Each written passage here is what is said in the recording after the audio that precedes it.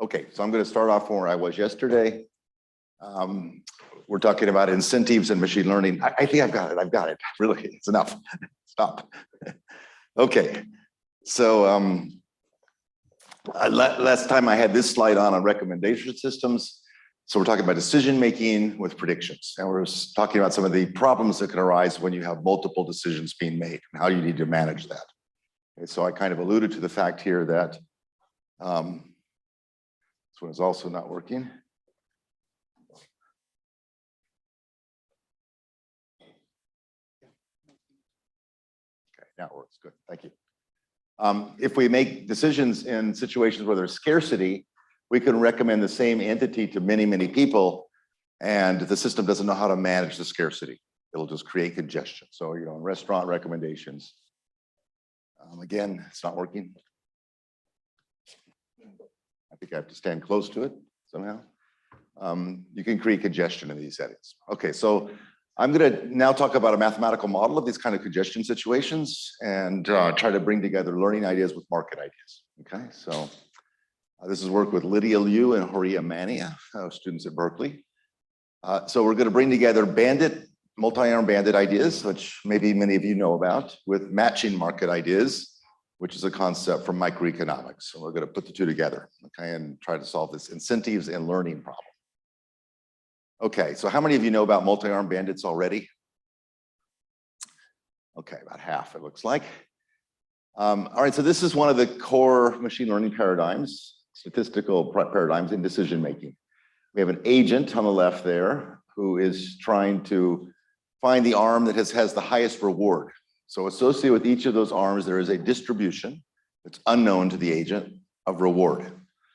And they would like to get the highest mean reward.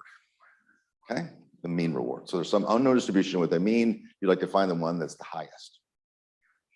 Okay, and so without knowing anything, this is completely non-parametric, no knowledge assumed in this case. You're just gonna have to start trying to pull some arms. Now, as you start pulling arms, you're gonna learn about the arms, and you're gonna start to learn which arm seems to be best.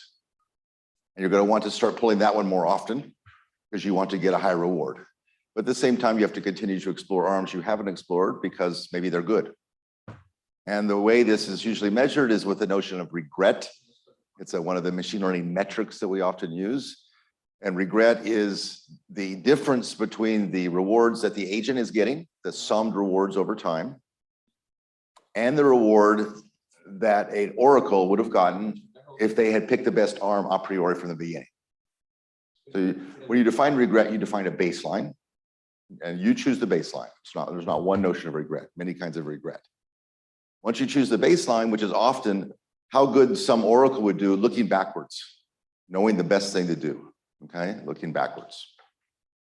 All right, so is that a realistic oracle? Well, in some ways, it's a powerful oracle. The oracle gets to wait till after everything is done and then pick the best thing. That's kind of powerful.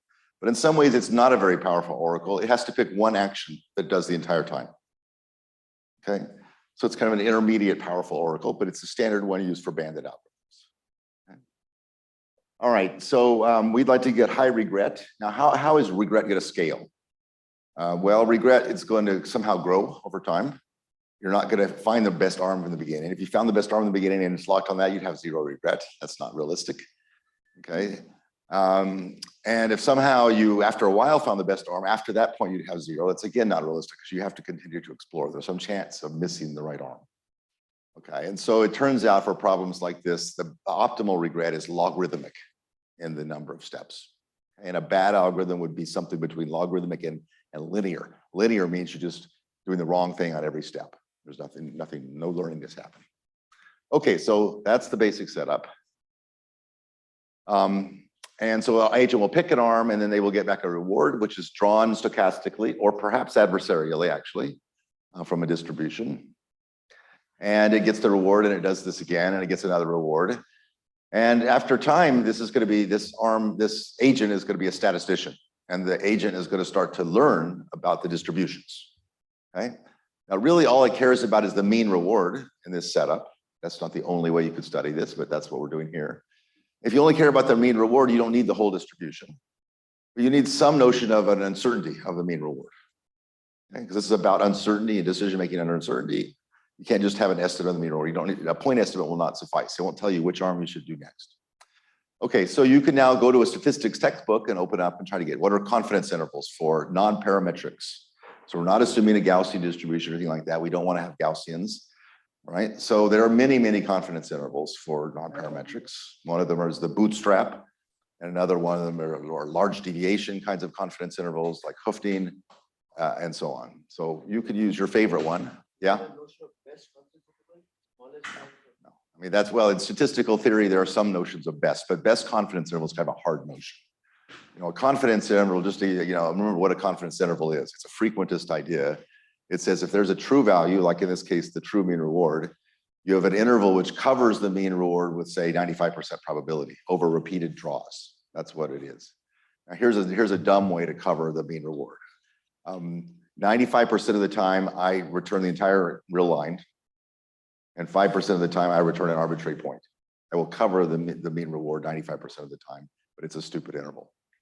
Now, it's a stochastic interval. Sometimes I'm doing one thing, so it's not, even the size of the interval is not a clear notion. So anyway, it's a whole field of its own of trying to get notions of optimality. We don't need that here. Okay. What we try to get is just good regret, and many confidence intervals will suffice for that. Okay. Okay, so after a while, this agent will build up this notion of a confidence bound of some kind.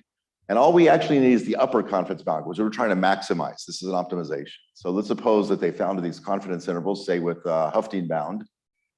All right, and now what we're going to do is pick the arm to select next based on the upper confidence bound. So this is one particular algorithm. It's called UCB, upper confidence bound. And it will select, in this case, arm 2. And it'll then choose arm 2 and get a reward. Okay, and then it'll update its confidence bound on arm 2. Okay. Now, why is this a good idea? Well, because it has two ideas in one, both exploration and exploitation. Okay, well, why? Well, exploration is because it's going to pick the arm that has got the biggest spread, the biggest uncertainty.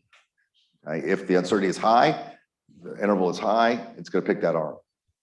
Even though the mean reward of that arm doesn't look very good. But remember, a confidence interval doesn't tell you where you are in the interval. It just says, I know in the interval somewhere.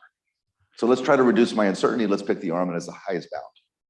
On the other hand, at some point, the one that has got the best reward will have a small confidence interval around that it'll be quite high. So the upper confidence bound will also be high there, and you want to pick that arm to exploit.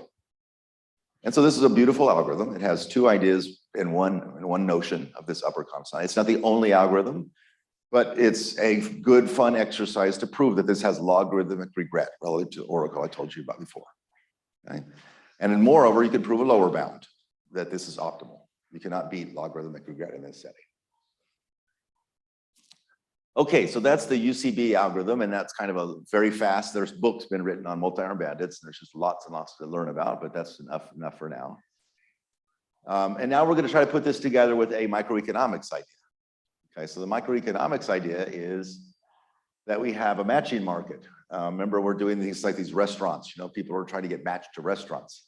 And you can't have everybody in the same restaurant. There's scarcity, so we want to do some kind of a matching, load balancing. All right, so a matching market has buyers and sellers. It's a bipartite graph. And you assume a priori in the microeconomics literature that the preferences are known. So here, buyer number 1 has a preference 1, 3, 2. That means they prefer arm 1 to arm 3, and then they do not prefer arm 2. And then similarly for the second buyer and the third buyer. Also, the sellers have preferences on the other side of the market. They have preferences on the buyers in some way. So that's all written down a priori. That's input to the algorithm. All right, and now there are algorithms that run on those preferences, and there's a famous one, which is due to Gale and Shapley in 1962. And it's an algorithm where there's kind of an iterative proposal process going on. Each one of the arms has a certain preference order. And so they take the first arm on their list and they propose to the other side, like a bid on the other side of the market. On the other side of the market, an arm will get multiple bids coming in, and they will pick the one they prefer the most tentatively. Okay, and so that's the first iteration of the algorithm. Bids are made, and some are accepted and some are not. Okay? If you were not accepted, if you're rejected by some arm, you'll never be accepted again because that arm is something it already prefers to you. So you go down the list to your next preferred thing and you keep going. Okay, so this is called deferred attachment, and it's one of many algorithms that work in in linear time on these kind of markets. Now, what properties does this output of this thing have? Well, it has a notion of stability, and stability is kind of usually the notion in this macroeconomic problems. It's a kind of an equilibrium notion, and the idea is that after this algorithm runs, there will be a matching. That's easy to prove. And that matching will be such that there's no pair that are linked in the matching, who are not linked, sorry. Okay, say it again. There's no pair that are not linked in the matching who would prefer to be linked with each other than with their current link, when they're a current match. And so they look at each other and say, I'm not linked to you, I'm linked to somebody else over here, but I prefer you. And that's the same on both sides. So what they will do in real life is they will say, forget this stupid matching, we're gonna get together. And so it's an unstable solution, and you wouldn't want that. This algorithm will not do that. It'll give you stable matches. All right. Okay, so now we're going to put the two ideas together. We're going to have a matching market, but we're going to have also agents that are learning their preferences, because we don't assume you know the preferences a priori. So now we have two agents, the human and the bear, and they're both going to be exploring. And they're going to try to find a good arm. And the rewards for each agent can be different in this model. Okay. If I go to a restaurant and you go to a restaurant, I might like it and you don't like it. We don't have to have the same preferences. Okay. So now if it's now you can start to think about algorithms, and you can start to think about notions of regret, and you can try to do the same kind of mathematics we did for classical bandits. And what'll be new here is there's a microeconomics concept. There is some notion of competition or scarcity. So you want to quantify that in some way. There should be some number that quantifies that, and that should appear in the regret bound. If you can do that, you've sort of succeeded mathematically here. Okay, so now what's going to happen in a kind of the typical algorithm is that if the two agents pick different arms, no issue. It's as if they're not competing, they just update their distributions and they keep going. But what if they pick the same arm? Well, now you could have multiple different kinds of models here. In fact, this was studied in the networking field years ago. They call it congestion networks. If you both pick the same arm, it's like picking the same channel, and no one would get a reward because you just made the channel a bad channel, so no one gets through. And that's not our model. Ours is more of an economic model of scarcity. If both of them pick the same arm too, then one of them is going to get the reward and the other one not. Who gets the reward? Well, remember, the other side of the market has preferences too, and they're probably learning their preferences, maybe with UCB. So arm two might prefer the bear. And so if arm two prefers the bear, arm two says, okay, bear, you get the reward, and human, you don't get any reward. Okay? And so this goes on, and now you want to ask about what are the equilibria of the system, and how fast do you arrive at the equilibria, and what's a lower bound, and all these kind of same questions. Okay, now, so just intuitively, the human in this situation, what are they going to do? Well, they're going to look at this and say, well, you know, I like arm two. It has a good, bound for me. I wish I could get arm two. But when I pull arm two, the bear also seems to like arm two. And when the bear and me both pull it, the bear wins, and I get nothing. That's bad. So what I need to do now is explore some of the other arms more than I otherwise would. All right, so that suggests my regret has to be higher because of the competition. All right, so we need to see if we can quantify that. How much higher? All right, so we studied this. We defined this notion of a bandit market, agents on one side, arms on the other. And you get these noisy rewards, you have preferences, and we have scarcity. So that's our setup. All right, so I'm just going to kind of cut to the answer here. We did a regret analysis. You can see it in our paper. And here's what the answer is. It turns out to be, if they're n agents, it scales linearly in n. That's kind of typical. That's you wouldn't want anything worse than that. It also scales linear in the number of arms. So it scales kind of in the market size in a natural way, nk. And moreover, it's logarithmic in the number of time steps. Okay, and that's optimal. That matches a lower bound. All right, so that's pretty appealing. It doesn't seem like the competition is hurting you at all, right? Now, it does hurt a little bit. There's a constant in the denominator, and that constant is the gap among the rewards. for different agents and for different arms. So if I prefer a certain arm and you prefer the arm, we have a small gap, delta will be small number, and that'll give me a bigger regret, right? But it's just a constant, right? The logarithmic of n is going to determine the actual convergence rate. Okay, so that is the regret bound. That's a desirable outcome. We have a bunch of other versions of this. We have different kinds of algorithms. We have decentralized algorithms and centralized algorithms. And we also were able to prove that this algorithm is incentive compatible. What does that mean? It means if I'm playing a particular, this UCB algorithm, and you are playing the UCB algorithm, and you think about, should I go play some other algorithm? And it turns out you will not do any better. Okay? So that suggests that this is a good algorithm for everyone to play. Okay, so there's lots more I could say about bandits and incentives. This paper was done about 3 years ago, and there's been a number of papers following up on it. There's also a related line of work on what is called incentivized exploration. I just wanted to mention that briefly. It's a really interesting topic. Incentivized exploration is just thinking about the exploration part of it. It says there's many agents, and we want to incentivize them to explore. There's a huge number of arms, a huge number of agents. You know, how could we do that? Because of all the agents, you know, even think about the model where there is one preferred arm for everybody. And maybe they all kind of quickly find that arm, and they all just go to that. And so there's a huge number of arms that aren't explored at all. So that might be bad for the agents. There might be some better arm, but it's also bad for the market. Okay, there's a dominant monopoly. All right, so how could you get out of that kind of situation? Well, you would like it so that the agents are incentivized to jointly explore. Okay. Now, how could you do that? Because if you're exploring, and I know that, I don't want to explore. So here's what I could do as a bad agent. I could watch you, and as soon as you move to an arm where it seems like you're getting a high reward, I suddenly jump to that arm. And then I let you explore some more, and as soon as you find another good arm, I jump to that arm. That's called free riding, and in economics, this is a well understood or studied phenomenon. So how would you deal with that? All right, so this is not easy. It's just not the fact. You could pay people, or you could have a central dictator tell people, you explore, and so on, okay? Let's assume that that's not the situation that we're gonna be in real life. Probably it is not. So what do you do? And here's where you start to use ideas about asymmetry of information that we talked a little bit about yesterday with the contract theory. All right, so let's imagine that there is a central site whose job it is just to distribute information. They can't tell anybody what to do, all right? But what they are gonna do is they're going to watch all the sequence of play. And there's gonna be, let's imagine a myopia situation that at every time step, a new agent, a fresh agent, never came to the game before, arrives.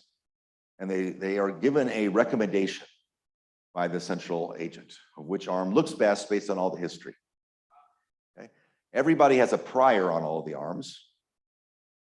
Okay, so I know that arm 1 in the prior seems to be the best arm, and then arm 2 and then arm 3. The central agent also has the same prior, but they also get to see all the data along the way. So they have a posterior as well. And they kind of learned that after many agents have come in, that arm 3 seems to be the best. Okay, now they could just tell the next agent, go to arm 3. Believe me, it's the best. All right. Of course, the agent may not necessarily believe that. Okay, so here's a protocol that one could consider. The protocol is that I, as the central agent, I'm going to do the following contractually. I'm going to have a posterior distribution, so I will know what arm looks the best, right? And I will either give you that arm, I'm going to give you very good advice, or with a certain probability alpha, I'm going to toss a coin, and with alpha probability, I'm going to make you be exploring. Now, and for your own interest, it's not good to explore, right? But it's only a small probability alpha. Okay, and so you get this thing, a recommendation, and now you can set it up by choosing the value of alpha and choosing all the other parameters of the setup, such that you look at that, and based on all of your knowledge, you say, oh, they're recommending arm 3, and the prior arm 1 looked best. Maybe that's true, or maybe I'm being asked to explore. Okay, But you can set it up so that the overall probability for you to get the reward, the highest reward, is to pick the recommended arm. Okay? You don't trust the person, right? But you know they have more information than you do. And that asymmetry there is what drives the ability to get people to do things that you want, they don't necessarily want to do a priori. Okay, so there's been a line of work on this. It's called incentivized exploration. I haven't really worked on it. I have a paper, but there are a number of authors. Yishai Mansour is an example of an author who's worked on this. Mark Selke has worked on this, and a number of others. Okay, let me just stop for a minute. I do want to have more questions today during the talk if people want. I'm going to move on to another topic. That was kind of all I wanted to say about multi-arm bandits. Again, there's a lot more I could say. I just wanted to bring the ideas of incentives together with bandits, together with markets, and give you a flavor. There's lots of open problems here for the students looking for things to do. I think you probably start to think about some of them yourself. Like one of them might be, for example, social network kind of a phenomena. That if I go into a new situation with not just 10 arms, but 100,000 arms, like in a restaurants in Shanghai kind of situation, there's no way I want to try every one of the restaurants. So I want to go in there and I want to be like in, say, a social network and say, oh, here's someone who looks like me in the social network. They've explored these restaurants. That's a good prior for me to start, and then I'll explore further from there. That's more like Thompson's sampling version of bandits. And one could ask to sort of have a social network blended with the two other, with bandits blended with the matching market, and see if the overall social system could converge quickly. That's not been studied. Any questions? Up at the top.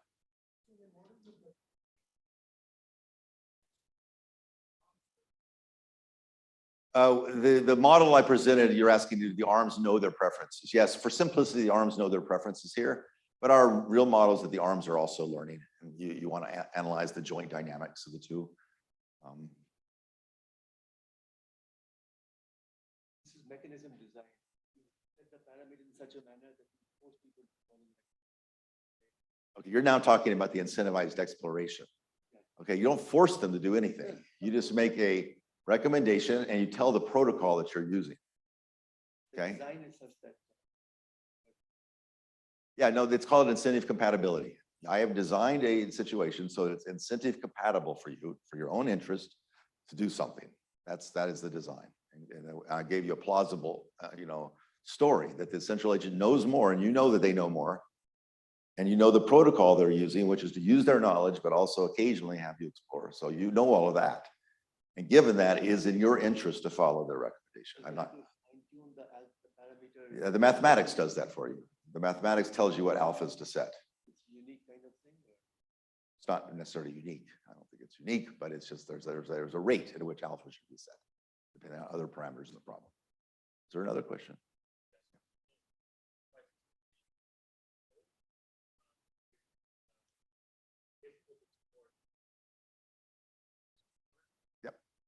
Yeah, so the goal is social welfare. If you get everybody to explore, there's a better chance that someone will find that piece of gold over there. And if someone finds it, then everybody will go start to pull on it. Everybody will get a higher reward. That's absolutely right. Yeah, it's one of these kind of tragedy of the commons kind of game theory things, sitting there behind there. If everybody thinks everybody else is doing it, no one will do it. And everybody will miss out on the opportunity. Right? But to get out of those tragedy of the commons or prisoner's dilemma kind of things is non-trivial. You could just tell people, but that's again not the spirit of the problem here. You want to find a way to make it in their interest. Yeah, Praneeth. You could formulate. I'm not sure if I've seen papers on that yet. It's an absolutely great thing. In some sense, the social network thing I'm talking about would be a cooperative version of this. Yeah, absolutely. So there's a whole, most of the game theory that's kind of used behind this, the mechanism design game theory is the competitive one. But there is a whole area, as I'm sure you know, of cooperative game theory, which is kind of how do you form coalitions to do various kinds of things. And I sort of know less about that, but I would like to know more. So it's a great topic. All right, good enough. Okay, so I think that was all I was going to say about that. And now I'm going to move on to another part of the talk. Okay, so this is a new topic. We've just written a paper on this recently. These are my 4 colleagues at Berkeley, Anastasio, Steve, and Clara, and Tiana. We call this prediction-powered inference. And this is not the economics part, this is the uncertainty quantification part. So I told you yesterday that I'd have kind of two main topics. One is economics means learning, the other is uncertainty quantification. Current machine learning does a pretty terrible job with uncertainty quantification. Think about the large language models. They just give out an answer. It's a point estimate. It's based on the best prediction they can do based on the history. And they aren't able to do things like say, I don't know. Okay, they don't know how to do that. Or they're not able to do things like, well, I'm not sure, but here, it's one of these answers. I give a confidence interval. They just don't do that. Okay, and it's not just that some little tweak would make that possible. You know, in the current technology, it's just not part of it. And if you go to kind of a classical statistical textbook and you say, well, how am I going to do this? You know, I'm going to form a confidence interval. All that. Well, I need to get all kinds of gradients. I need to get all kinds of information from the network. And that starts to feel very heavy with like a trillion parameter network that someone else owns. There's no way you're going to get that internal information. Okay, so this is really a key challenge. All right, so here's, I'm going to tell you about this new idea, prediction-powered inference. And so the setting of this is what, as you perhaps all know, you know, there's been a breakthrough in the structure prediction of proteins called AlphaFold. In 2021, it's able to predict the structure of proteins better than anything that previously existed. You know, get something like the crystal structure of proteins with very, very high accuracy in most cases. All right, so that's interesting. And now if you're a scientist, you say, okay, that's a great technical achievement. Maybe I can use that because maybe I'm doing some kind of a study where I, you know, need the structure of a bunch of proteins. Then given that, I make some predictions about what the proteins will do. And previously, I had the protein data bank, which maybe only had a few proteins that I meant of the kind that I'm interested in. And I didn't have enough data to actually do my testing. Right? But now I can just run AlphaFold and get as much data as I want. It can predict any protein. So I don't have a problem of getting data anymore. I can get as many. And if they're all extremely accurate, you know, it's just as good as if I'd done the crystal experiment, the crystallography. All right. So, you know, in some sense, that's true, and it's good. And not just in this domain, and lots of others. If the predictions are getting as almost as good as nature, you don't need nature anymore. You just use the predictions, and you know you can start to build science on this. But the problem is that again, you need uncertainty quantification. Okay, a scientist is not just wanting a point estimate; they're wanting to say, you know, is there enough evidence to reject the null hypothesis? Right? And so you have to start to talk about the uncertainty. And it's not the case that just because you have a huge amount of data, the uncertainty is vanishingly small. Maybe that's true in computer vision or some other problems, but it's just not true in science. All right. So I'm going to make that clear to you here in a moment. All right, how bad it is. Okay, so just to get some numbers, you know, there are hundreds of millions of amino acid sequences that are now predicted by AlphaFold. That number is going to only grow. There are hundreds of thousands of crystal structures known, and it takes time. You have to do this, you know, with laboratory equipment. Okay. All right. So the setting is then that a scientist might have some interesting hypothesis, and so this is a very famous one. In 2004, a number of authors wrote a paper in Nucleic Acids Research studying the possible relationship between intrinsic disorder of proteins and protein phosphorylation. All right, so what is intrinsic disorder? It's places where the protein actually doesn't fold, it remains as a string-like object. Okay, and it does it and it fluctuates, and so it's under quantum fluctuations. Okay, it's not folded. And it's turned out in subsequent years that that's hugely important. There's lots and lots of uses of these string-like things in actual biology. In fact, some recent breakthrough work last few years showed that when you have a membrane and there's a hole in the membrane and you want to screen certain things, filter certain molecules, a bunch of proteins come and sit there, and they sit there as strings and they kind of form a grid. The strings form a grid in the two directions, vertical and horizontal. And then you can adjust the size of the grid and the electrical properties and so on. And that's how protein pores, you know, filters things. So extremely important. So this paper already was thinking about intrinsic disorder, and it said, well, is this related to phosphorylation? So phosphorylation is kind of an annotation of the DNA, where a phosphate group comes and sits there, and it sort of tells the rest of the machinery to do certain things. It's a really important part of biology. And these people said, maybe there's a relationship between these two things. Maybe the intrinsic regions are more phosphorate or less or something like that. Let's see if we can find that relation. Well, typically good science. How much data do they have? Well, they had 10,000 structures in the PDB. And so when they tried to test this hypothesis, they didn't have enough data to make a decision. They could not reject the null hypothesis. They said, we can't decide. All right, so then someone comes along, in 2022, and they write another paper, and they use the AlphaFold predicted structures, of which there were huge numbers, 200 million. And they study the same hypothesis, right? And they reject the null hypothesis. They say, yes, there is a relationship. So what are they doing statistically? Well, they're just computing an odds ratio, the probability of the intrinsic disorder given phosphorylation, and then the probability of intrinsic given no phosphorylation. That's called an odds ratio. If that odds ratio is equal to 1, then there's no difference. There's no relationship. If that odds ratio is bigger than 1, there is a relationship. So the whole question is it 1 or not? It's a hypothesis test. And if you plug in all this data, what you'll be doing there is replacing those probabilities with estimated probabilities from the predictions of the intrinsic disorder, not from actual observations of the intrinsic disorder. Okay, but maybe if the predictions are so good, who cares? Maybe this will do it. And that's what they did in the paper. All right. So is this true in other areas of science? Absolutely. So here's a bunch of recent papers where they're doing exactly this kind of thing with evolutionary data, with satellite imagery, electricity access, regulatory DNA, patient phenotyping, and so on and so forth. In all these cases, a machine learning model is using to make predictions. The predictions supplant the data or augment the data. Okay, so is this a problem or is this good? Well, let's remind ourselves that these are just predictions and they do make errors sometimes. So here's an example of an actual AlphaFold prediction, and here's the actual experimental structure. And you can see it missed an intrinsic disorder region. Okay. Now, maybe this just happens a few times because obviously the accuracy is very high. Maybe it doesn't make a big difference. And probably it doesn't make that big a difference for the point estimate. Not clear, but it definitely makes a difference for the confidence interval. That's what I'm going to now show you. Okay, so here's a kind of slide I'm going to show several times in the rest of the talk. So this is the odds ratio, and here is the value of the odds ratio. If it were 1, that means no difference. If it's bigger than 1, there's an actual association. All right, and so you're just doing good old-fashioned statistics to estimate this thing, and then you do something to do a confidence interval, again, with good old-fashioned statistics, okay? Bootstrap or whatever kind of method you like.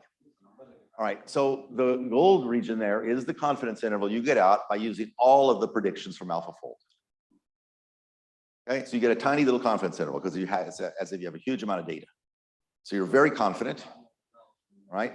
The problem is that we did an actual Monte Carlo experiment at great expense with a subsample to get a notion of truth, and that's the dotted line there. So the truth is around 2, and the confidence interval is not covering the truth at all. It's quite far. Now, in this case, it doesn't really matter because the truth and the confidence interval both say you should reject the null hypothesis, so you actually make the correct decision. Okay? But that's not going to always be the case. A statistician looking at this would be, alarmed. They would say, well, this is just terrible. You're not even remotely covering the truth. You're not doing good science. This is bad science. So, they might say, instead, don't do that. Just look at the protein data bank. Look at the ground truth data. That's real data. And build your confidence interval on that. Okay, so that's what the gray region is. And you can see that the gray region does cover the truth. And because there's a mathematical theorem says that it will, it does. But unfortunately, it also covers the value 1. So you cannot reject the null hypothesis, and now there's no conclusion from this no useful conclusion. So in some sense, you've got the wrong answer. All right, so the new method I'm going to talk about here called prediction-powered inference gives you a confidence interval. It provably covers the truth, and you can see it does here. And it tends to be much, much smaller than the one where you ignore the predictions from the machine learning algorithm. All right, so we're doing machine learning here, but we're focused on statistical inference, which is kind of different. Most machine learning people don't do this. They focus on just making better and better predictions. And we're trying to do something different. We're trying to say, let's use our predictions, but put them together to do scientific studies. Oops. Okay. All right, so let's set how we do this up a little bit. And then I'm going to give you some more examples. Okay, so this looks like a paradigm which is called semi-supervised learning in machine learning. It's not that, but it's kind of related. It has some of the same setup. All right, so we assume we have a relatively small amount of labeled data. There is an X, which is maybe the description of, for example, of the amino acids. There is Y, which is the label. And then also we have an algorithm that someone developed that made predictions. Okay, so we have predictions and the true labels. And if we were wanting to improve the model, we could use the labels and do some kind of neural net training on that data, but we don't care. Someone else, DeepMind or whatever, did the model. We're not trying to fix that. We have a small number of labels. At the same time, we have a huge number of unlabeled data points where we have X prime and we don't have Y prime. It's unobserved, right? But we can run this through our DeepMind model and we can make predictions, right? And so if we were being naive, we just lump all these together as data, Y and F or Y, depending on which you have. All right, so with that setup, so semi-supervised learning, we just try to take all this unlabeled data and somehow relate it to the labeled data so that you can improve the predictions. Again, we're not trying to do that. What we're trying to do is use the labeled data to somehow help you build a confidence interval that allows you to use the predictions in the confidence interval. All right, so what we want at the end of the day mathematically is a confidence interval. This is the definition of a confidence interval in statistics. It's some set C alpha PP such that it covers theta star, the true parameter, with a probability greater than, say, 95%, 1 minus alpha. Okay, so what we call the classical approach is you only use labeled data and you do cover the truth, but you have a huge confidence interval. The imputed approach only uses predictions and you don't have necessarily valid confidence intervals, but you have very small confidence intervals. Okay, so before I get into actually how we're going to do this, let me show you some more examples. So this is a voting problem. You're trying to decide who won an election. So this was an election done between someone named David Campos and someone named Matt Haney a couple of years ago in San Francisco. And that's a good ballot right there. You can tell who the person selected. I guess it was Matt Haney. But you also have ballots that have got lots of noise on them or just corruption of various kinds. Oops. So here's a ballot that has got a bunch of noise up there at the top. Something has been covered over. You can't tell where the green dot should really be. And so what do you do with this is like this? If you look really carefully behind that noisy stuff, there's actually a name. So you could use a computer vision algorithm to try to make a prediction about what the vote is on this ballot. And you can do that for all the ballots. You can make predictions. And so people did this. There are computer vision algorithms that do this. And now you can take the ballots that look like they're corrupted and you could use computer vision to correct them. And if you show that you have good accuracy, maybe that's a good idea. Maybe you'll get a better idea of what the votes were. All right, so we did the same setup here. And indeed, you get a smaller confidence interval if you use the computer vision. That's the gold box there. But again, problematically, it doesn't cover the truth. And that's even more problematic here. You're trying to say who won the election and by how much. You're just off. Again, ignore the computer vision is not a good idea. And the new method is the best. Okay, so here's another problem, counting spiral galaxies with computer vision. So you point a telescope at a region of the sky. You'd like to decide of all the galaxies you're spotting, how many of them are, say, spiral galaxies. And you have some labeled data that actual astronomers went through and said, yes, spiral, no, but you don't have much of that data. So computer vision can be used. You train up a predictor, and that's been done. So again, we did that here in this experiment. And you can see the gold interval there is not at all covering the truth. We did several versions of this, and those are those green intervals, which are all covering the truth. Here's another one. We're trying to estimate mean gene expression based on certain promoters. And you can again see the thing on the lower right there that the predictions are too accurate, seem to be too accurate, but they're not. And I think we'll have one more example for alternative action. I got two more examples. This is probably the most compelling one or scary one if you want. This is just using census data, so of California residents. And it's trying to estimate a logistic regression coefficient of income when predicting whether a person has private health insurance.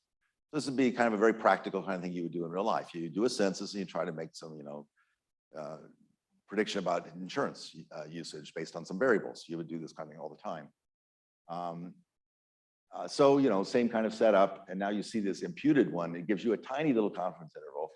So you go back to the person who told you to do this study and you say, look, I succeeded. I used the latest machine learning tools and I got this little tiny confidence interval. I really nailed the problem.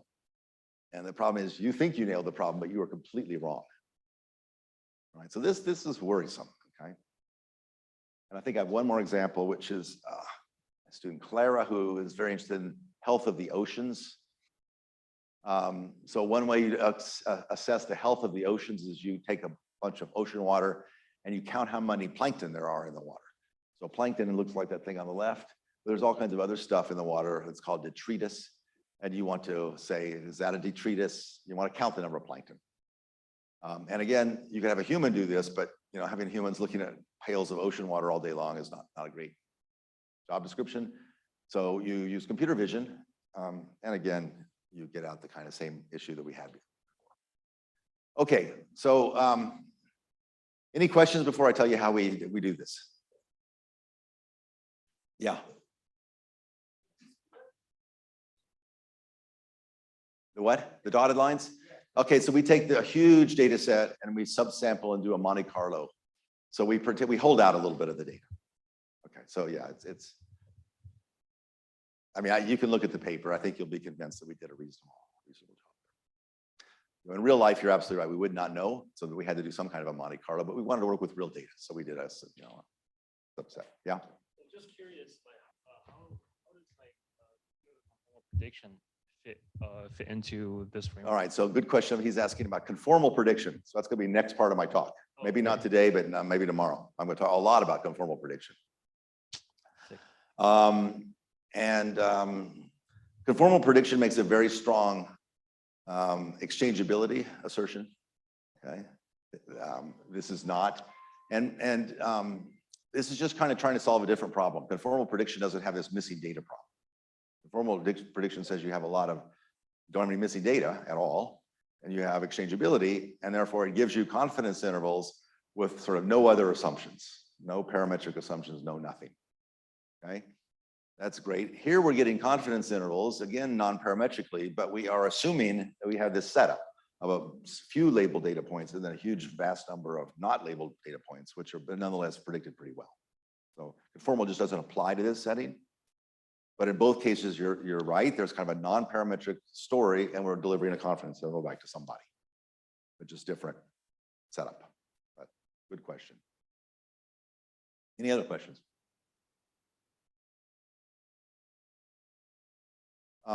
Okay, so now I want you to learn to think like a statistician.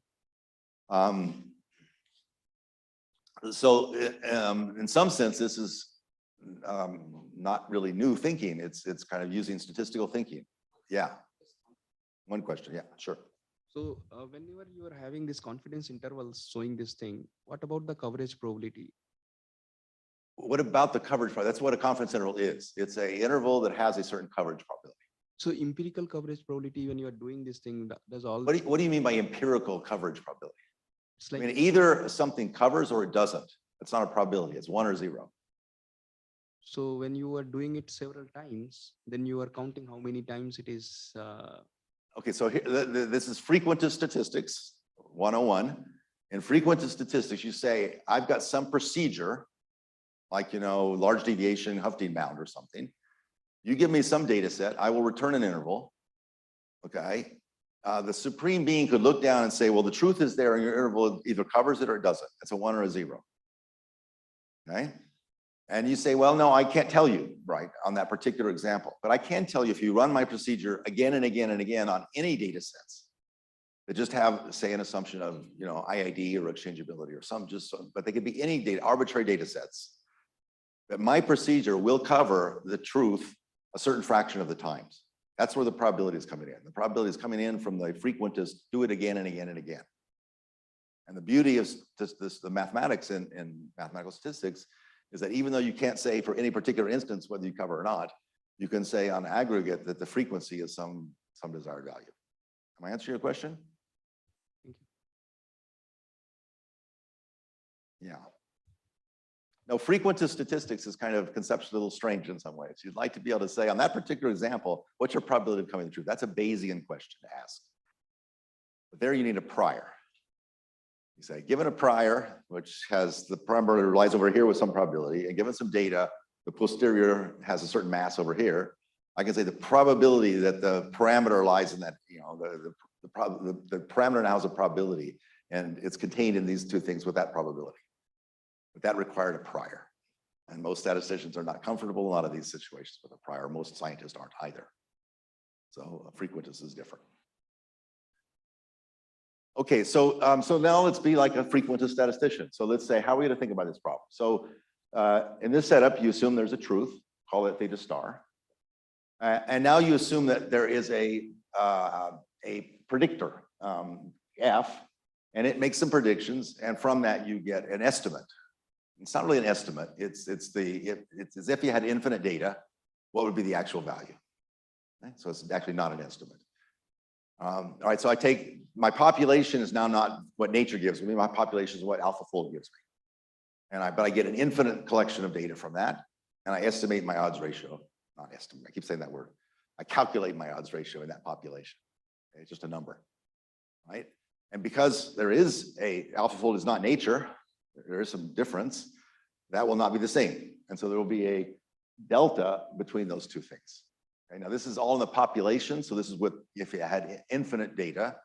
So again, the supreme being could do this. They could look at that and sort of say, okay, here I see there is a truth, and I see here's AlphaFold's version of the truth. They're different, and here's the difference. We don't have access to that delta, right? But what can we do? Okay, well, like most parts of statistics, we don't have access to anything. We don't have access to the mean value like we were talking about earlier with the arms. We don't have access to the variances. We don't have access to the distribution. We don't have access to anything, but we do have a sample. And from the sample, we can what? Well, we can estimate that quantity, but also we can put a confidence interval on that quantity. So here's the conceptual step you need to understand. We're going to put a confidence interval on that delta. Okay, so delta is effectively a bias, right? But it's some unknown parameter of the distribution. If we sample enough things, we can estimate delta with a confidence interval. Okay, so that's what we're going to do. We're going to use just good old-fashioned statistics and put a confidence interval on this, what we call a rectifier, this bias. Okay. All right, now what do we do? Well, we have now a confidence interval on the bias, on the delta, the rectifier. And so in that confidence interval, a point is kind of a plausible bias. Okay, and it's a plausible bias given the labeled data. It's only on the labeled data where I can estimate this. So in the labeled data, I'd say, okay, well, given the labeled data you gave me, here's a plausible amount of the bias. I take that plausible amount and I add it to the delta, the theta twiddle F, the point prediction from the unlabeled data. And I get a plausible now corrected value, bias corrected value. But now I do that again for any of the plausible bias corrections. All right. And so I get a set of overall corrected values. And that's going to be this green set here, which we call CPP. So it's all of the, you take the theta tilde F, which is coming from AlphaFold, and you say, well, given the labeled data, it's biased. I'm going to look at all the plausible corrections and collect them all together, and that gives me CPP. All right, and now I can do the math. Okay. So there's some kind of a network problem here with the communication between this device and the computer there.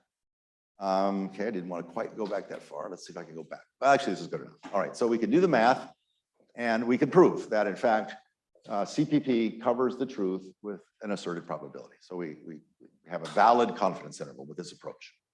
The rest of this slide, if you're interested, I'm not going to go through it, but it works this out for the particular case of what's called M estimation in statistics, where the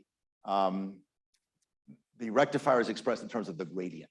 So the gradient of the log loss up there is G, defined as the gradient of L theta, is what's called a score function in statistics. And the rest of the slide just sort of adds and subtracts some terms. It shows you that we get our theta tilde F part, that's in gold. We get our rectifier part. And the definition of the estimator is that that total sum is equal to 0. And that's in the population. And then we can estimate those terms using statistics. And that allows us to define our CPP. And so if you're a statistician, this is all very familiar. And if you're a neural network kind of person, this is very nice because this just says, if you give me a gradient, which is what backpropagation gives you, I can do all of this stuff. So I don't need really any extra machinery than what I'm used to getting inside of these neural networks. So I think that this should just kind of be done, in many, many problems. I don't see any downside to doing this. And so that's the basic idea. Okay, I think that's it for that slide. No, I'm actually done with the talk, I think. Okay, so let me decide now whether I want to move. So I think that I'm not going to move on. I think that we're running out of time, so we have 5 minutes left. So yeah, so what I'm going to do next lectures, I'm going to do a couple of things. I'm going to probably do conformal prediction, and then I'm going to do a little bit about dynamics. We're going to talk about Hamiltonians and symplectic geometry and kind of physicsy kind of dynamics. And that'll probably be like a 2-part presentation next time. But let's see if there's any questions on this. Yeah.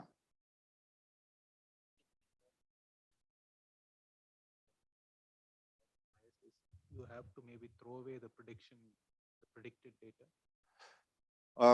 Okay, so you're asking about what if the bias is somehow big and you'd really like to throw away some data? You could start talking about doing that. What'll happen is that if the bias is big, we're going to get a very big confidence interval, and we'll make big corrections. And so that's kind of in some sense a signal. But really, we're in this mentality that people are producing lots and lots of these large language model or AlphaFold kind of predictions, and they are surprisingly good. Okay, and so people are just going to be using them in the place of data a lot. And so we're sort of trying to say, well, that's good because they're good predictions, but it's bad because they're not giving you good inferences. So how do we address that issue? So the better the predictions are, then the smaller the confidence intervals will be. So you get more powerful statistical inference if you can build a better and better predictor. But we will still, nonetheless, no matter how bad your predictions is, we will give a guarantee we'll cover the truth. Just if your predictions are really bad, we'll have a very, very big interval. Correcting for the bias and using it? Well, we are correcting for the bias. That notion exists previously in statistics. What that would be, and you would use the bootstrap for that. That would be the technique. What you would do there is you would say, okay, here's my truth. Here's my biased estimate. Okay, let's get a point estimate of the bias. That's what a bootstrap will give you. And take that point estimate and just adjust that. And hopefully you'll move it closer to here. Okay. The problem is that you will probably amplify the variance. Okay, so for any particular instance, you'll maybe move closer, but for others, you'll move further, and the overall variability of that procedure will be higher than just do the point estimate. The biased estimate will have smaller variance. So people don't do that in real life, typically. But we're not trying to do that. We're trying to be honest statisticians. We're not trying to give you this better prediction that we guarantee it's better. I'm sure that's possible, but what we're trying to be honest is saying, given that thing, we're going to use that as help to try to get a provably correct confidence interval. And because you're using a good estimator here, we think that that confidence interval will actually be good. We want to give it to you. We want to let you have that, but also put a stamp of approval on it. Is it always the case that the prediction powered confidence interval is always a subset of the class? No. So he's asking, is this thing always an improvement upon the naive thing? And that's not true. And it's kind of an interesting open question about, can you give conditions on which it would be true? Which would see that I think essentially in all of our cases it was smaller, but I can kind of think I can design some bad cases where it would not be. But that's part of statistics. There's some trade-offs, and you like to kind of expose them and kind of think about on some problem. I know I'm going to do better, so that's good. I tell people that. Yeah.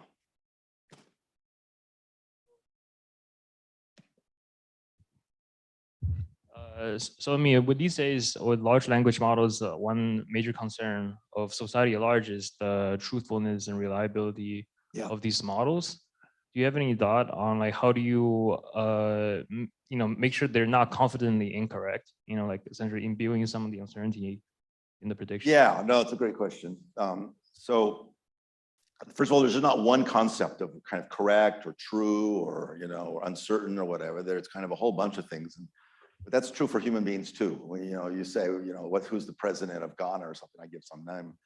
You say, is that correct? Well, maybe it is. I don't know. But Maybe I just guessed, or maybe I believe something is true because I have some experience, but my experience is out of date. Maybe there's, registration issues, all kinds of issues that cause me to be wrong or uncertain, or and be able to also say how much uncertainty I have. People tend to be too sure of themselves. They don't have a good estimate of their own uncertainty and so on. So all those things are true. I think some parts of those will be peeled off more like by kind of knowledge-based techniques, if you will. So, if you want to write a text about like the history of, what's happened in some country recently, you have to put in the name of the president and the vice president and so on. Various names will have to appear there. And if you just ask ChatGPT to write about that country and put in the names that it has in its, the weights of its network, it'll probably get some wrong because there was some text that it learned from that had the old names and it just didn't know. So it threw them in there and they're wrong. And so instead, what you will do, I think, is people will have the output of ChatGPT will have a bunch of fields to be filled in. And those fields will be filled in by consulting a database. And that database will be kept up to date. All right, and that's what you do in typical computer science. That's the semantics. The database defines the semantics. You got the wrong semantics, so you made sure you got the right semantics. So that's one aspect of the problem. Now, keeping that, really coherent and using, having the semantics be coherent over time and, correspond to the real meaning of things is, brings in a little bit more kind of classical natural language processing, classical database theory. I think that has to be done. Without that, it just generates stuff you have no idea. But secondly, it doesn't really make any kind of this kind of uncertainty quantification, the thing we're talking about here. I think the part I'll do next time, tomorrow on conformal, we'll give you an example of something that just gives you confidence intervals without this kind of label versus not label setup. It just gives you confidence intervals. And conformal can be used in principle for some of these large language models. So there it would be doing, I'll show you some examples like in computer vision, where it says, here's a picture of an animal. And it says, well, I don't know, it's maybe a rhinoceros, maybe an elephant, or maybe this. I can guarantee you, though, it's one of those. And that guarantee is the same kind of frequentist guarantee here, but it's a set. It's not a particular point estimate. And that's another kind of way to approach that sort of stuff. But I really, the statistician is sort of able to always go for a set. The statistician is rarely happy with just a point. They want to say, here it is. And the bigger the set, the more uncertain I am. But also, you want to be able to say, I don't know. And a statistician also allows you to do that. Says, okay, given what you've shown me so far, I don't know. I can't make a conclusion. And so what you need to do is go gather more data. And a large language model should be able to do that. If you're really going to interact with it, sort of, I imagine, using these things in the setting like a, doctor. You walk in and you make a diagnosis, and I get a bad result from the large language model that says I look like I have some disease. I don't want to just accept the output because you're the perfect large language model. I want to have a dialogue. And I want to say, well, what if, what's the uncertainty? What data was used for that? Is it old data or recent data? And, all the model uncertainty issues, I want to be able to have a dialogue about those and try to reduce them and say, oh, okay, if you're uncertain about that, maybe we could reduce that by getting a second test, and et cetera, et cetera, et cetera. So that kind of reasoning, I could think is beyond where the models are right now, but it doesn't feel completely implausible that some of that could be started to be added, and should be. I don't think otherwise I would never use it for life and death situations. But yeah, you're really very much in the spirit, though. That's where we need to go, to me, at least, with a lot of these things. It's very much be the more careful, oh, I'm not sure, or here's my uncertainty. And uncertainty is not just one thing. The statistician has a nice definition of it, but as he was asking earlier, it's one definition, and it has its, conceptual issues. Not everyone understands it. So do you think, so here is very specific notion of uncertainty. Yeah. But do you think there is like a more general, complete notion of uncertainty where like doing the right mathematics can really help versus just, collecting data? Okay, everybody knows, we should do that. No. I think uncertainty is a very, very complicated notion, just like knowledge and intelligence. It's really very, very. This is one that survived for about 100 years, and it's driven huge amounts of science. It really, really is important, detecting whether the Higgs boson exists. That was done with this kind of thing. So I wouldn't throw this out. And the other way to think about these kind of intervals, these are frequentist, and that's a kind of like a stamp of certificate on your software. So if I wrote a piece of software that does data analysis and it outputs these kind of intervals, the assertion I'm making is that if you run that software many times out there on lots and lots of problems, then 95% of the time you get the right answer. That's the kind of stamp that I want to put on a piece of software. I'm not going to do the data analysis. You'll do it on your data. You'll do it on your data, et cetera. All I can tell you is that 95% of you will be getting the right answer. And that guarantee to me is very appealing. That is exactly the frequentist guarantee. You know, so, and then there's a Bayesian, which is different, and you know, but you know, people have argued for 100 years about maybe there's other kinds of uncertainty, and really, it's come down to those two. I don't think that's the end of it. There's various blends of them, and so on. It's still not really closed as an issue. But also, you know, if you're a linguist or a philosopher, you know, there's kind of other notions of uncertainty. You know, just you know, like the vagueness of natural language. It's not really clear that it's statistical uncertainty. It's vague. A word is vague, and it has its meaning from its context. That's another sort of, in some sense, I think, a different notion of uncertainty.